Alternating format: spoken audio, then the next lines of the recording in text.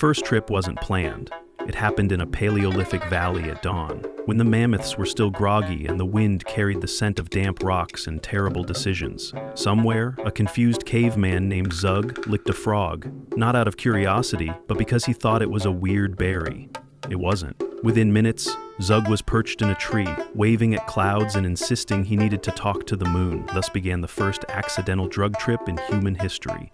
Cavemen didn't have a word for getting high, but they knew something was wrong when the ground started breathing and their hands looked suspiciously like snakes. Fire might have been humanity's greatest discovery, but frogs? Frogs were the weirdest. Nature was a pharmacy, and nobody had a license. In the early days, the world wasn't sorted into neat categories like safe and deadly. There were no labels, no disclaimers, just an open buffet of leaves, bugs, barks, and mysterious substances that oozed. And humans? We were curious disasters. If someone found a mushroom, they ate it. A moldy root that smelled like abandonment and sorrow, chewed immediately. If a squirrel sniffed a flower, performed a somersault, and fell asleep in a bush, well, that flower became the new experimental snack. It was a chaotic trial and error approach that blurred the line between healing remedy and cosmic meltdown. Some plants just gave you a stomachache. Others, they made the stars hum, turned your thoughts into slow-moving birds, and made your fingers feel like confused snakes, which, to an early human, meant one of two things. Either the gods were trying to communicate, or it was time to lick something else and touch the fire again, just to be sure. Accidental shamans. In every tribe, there was always one person, let's call him Nib, who didn't set out to become a spiritual leader but accidentally tripped into the role after chewing on the wrong flower. One moment, he was just another guy out foraging like everyone else, and the next, he was giggling at passing clouds, painting cryptic spirals on cave walls, and insisting the sun had a personal name. It was Dave, for the record. Before long, he was pointing at moss and declaring it truth, mumbling riddles to firewood and wandering around with the distant gaze of someone who had seen too many colors that didn't exist. But in those days, if you acted weird enough for long enough, especially under the influence of bark juice, you earned respect. Confusion was mistaken for wisdom, so Nib, draped in mystery and possibly leaves, became the tribe's mystic. People began asking him the important questions. Will the hunt be good? Why does my foot smell like cheese? Is that squirrel judging me? And Nib, with no formal training and zero filter, answered each one with vague poetry and interpretive grunts. Half the time he was eerily accurate. The other half he was whispering to a beetle, pleading, "Show me the path," while everyone nodded like they understood. The mushroom era. Fungi were everywhere in the ancient world, and early humans, being eternal snack enthusiasts with no concept of risk management, sampled them liberally. Some mushrooms were packed with nutrients. Others, less helpfully, caused immediate death. And then there were the special ones, the kind that made you believe your great-grandfather was playing poker with squirrels in the sky. The trouble was, they all looked suspiciously alike. So, to avoid daily funeral rituals, the tribe developed a very scientific classification system. If someone ate a mushroom and danced joyfully, it was considered good. If someone ate one and died on the spot, it earned a solemn spot on the sacred Do Not Touch rock. And if someone consumed one, wept openly, and painted a buffalo flying through the clouds with emotionally complex eyes, that was deemed spirit food. These sacred fungi weren't honored because people understood them. They were honored because every time someone nibbled one, they came back claiming to have communed with something called the feathered elk of destiny. Occasionally, these revelations came with useful insight, like where to find berries or which cave not to poop in. Other times, the only takeaway was an attempt to legally marry a pine cone. And the tribe, being supportive if nothing else, just kind of rolled with it. The smoke experiment. At some point in humanity's smoky stumble through early innovation, fire met leaf, and history got interesting. One day Grok, a curious and possibly bored caveman, decided to toss a bundle of dried herbs into the communal fire just to see what would happen. The result was instant. The cave filled with strange, sweet-smelling smoke, the air turned thick enough to slice, and everyone went eerily silent. Then came the giggles. Someone tried to high-five a rock. Someone else forgot how to sit and just hovered awkwardly near the soup pot. Grok, meanwhile, sat cross-legged and whispered, "I am the smoke," with the serene confidence of a man who had absolutely no idea what was going on but was fully committed. And just like that, hotboxing was born. Prehistoric style. Of course, no one in the tribe understood combustion or chemical reactions, but they absolutely understood that certain leaves made the stars blink in rhythm and your thoughts feel like they had reverb. Some herbs made you sleepy, some made you ravenous, and some made you believe your toes were ancient prophets. The tribe began naming the blends accordingly. Laugh grass was for fun, forget root was for unspoken regrets, and woe bark, that one caused everyone to sit in a circle, marveling at their own feet for 2 straight days while completely forgetting to hunt, which, in fairness, was kind of a spiritual experience in itself. Ritualized use, aka it's not a problem, it's a tradition. Eventually, drug use stopped being random and started becoming ceremonial. Not exactly well organized, but organized enough that it could be called tradition without anyone laughing too hard. Tribes began assigning specific plants to specific events. Coming of age, chew the glowing root and brace for visions. Getting married? Pass around the harmony leaves and hope your new partner doesn't turn into a tree in your hallucination. Trying to contact your long-lost ancestors? Nothing beats a hearty bowl of mushroom stew served with a side of existential dread. These ceremonies weren't casual hangouts either. They came with strict guidelines. No mushrooms before sunrise, never lick the same frog twice, and under no circumstances was Mock allowed near the fire if he'd been hitting the beet vapor again he once tried to marry the flames. The sessions were usually led by shamans, the tribe's trippiest individuals, known for their vivid hallucinations, cryptic wisdom, and absolutely terrible haircuts. With wild hand gestures and unsettlingly intense eye contact, they'd guide the group through chants, howls, collective sobbing, and enthusiastic tree hugging. From the outside, it looked like a breakdown. From the inside, it felt like cosmic enlightenment, especially when someone loudly announced the fire had just invented dancing and demanded everyone join, which they did, badly. Not all highs were good, let's be honest. Early humans didn't have the science to predict how a plant might affect your brain, so not every trip was a magical journey through starlight and ancestral wisdom. Some were complete and utter disasters. One time, the tribe brewed tea from a purple flower that looked pretty enough to sip. The result?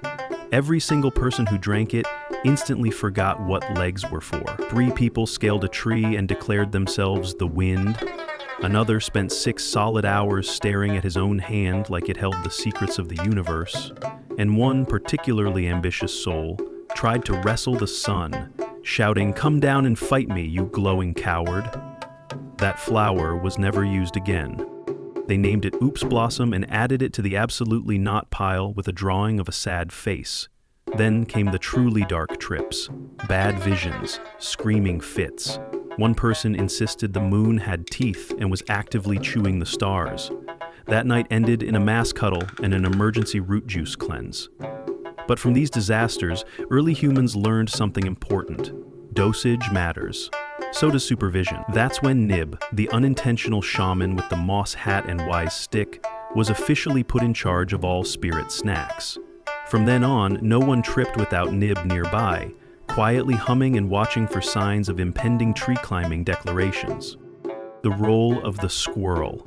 Every time the tribe dabbled in spirit snacks, one unlikely figure always showed up.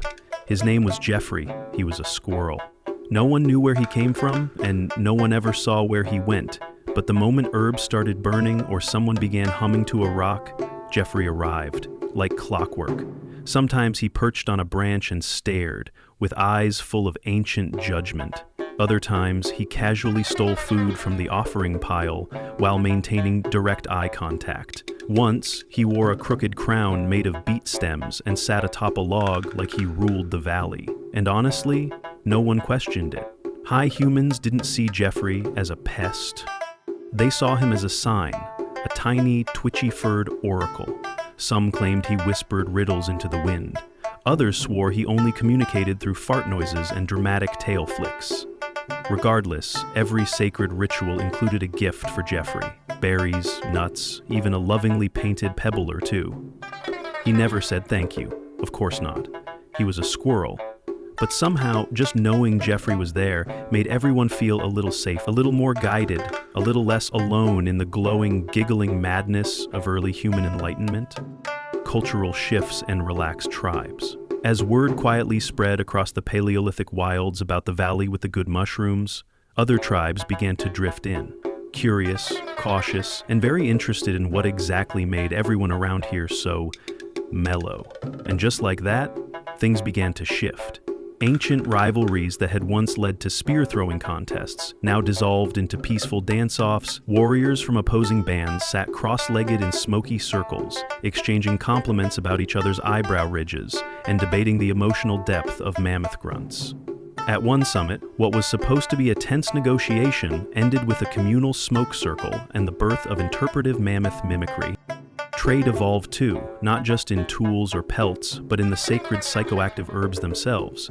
Dream seeds arrived from the misty southern forests, chuckleroot made its way down from cold echoing mountain caves, and a surprisingly popular bark snuff, known only as Snorg, became infamous for causing sneezing fits followed by spontaneous poetry slams. The result? Tribes weren't just surviving anymore, they were vibing. Art flourished, songs got weirder, cave murals became less hunt this beast and more what if the moon had feelings. And from that moment on, human history took a slightly sillier, more introspective turn. The great overdose of year unknown. One fateful season, the tribe got cocky. Flush with confidence and spiritual swagger, they decided to mix their three most powerful substances, Snorg, Hooparg, and the ever-controversial frog slime. The resulting concoction was named, somewhat optimistically, God Soup. It was not divine, it was catastrophic. Every single person who sipped it passed out within minutes, entering a 2-day blackout that was described later, by those who could remember, as a warm void full of elbows. When the tribe finally awoke, the fire was cold, the meat stash was mysteriously empty, and Jeffrey, the ever-present squirrel, had staged a full-blown coup. He'd barricaded the cave entrance with sticks, painted war markings on his tiny squirrel face, and was demanding taxes in the form of nuts and shiny rocks. Chaos reigned. That night went down in tribal history as the squirrel coup, a cautionary tale still whispered around the fire, with wide eyes and clenched cloaks. In the aftermath, the tribe reached a shaky consensus. No more mixing, except on solstices or birthdays, or if someone was going through something emotional. Okay, there were loopholes, but the message was clear.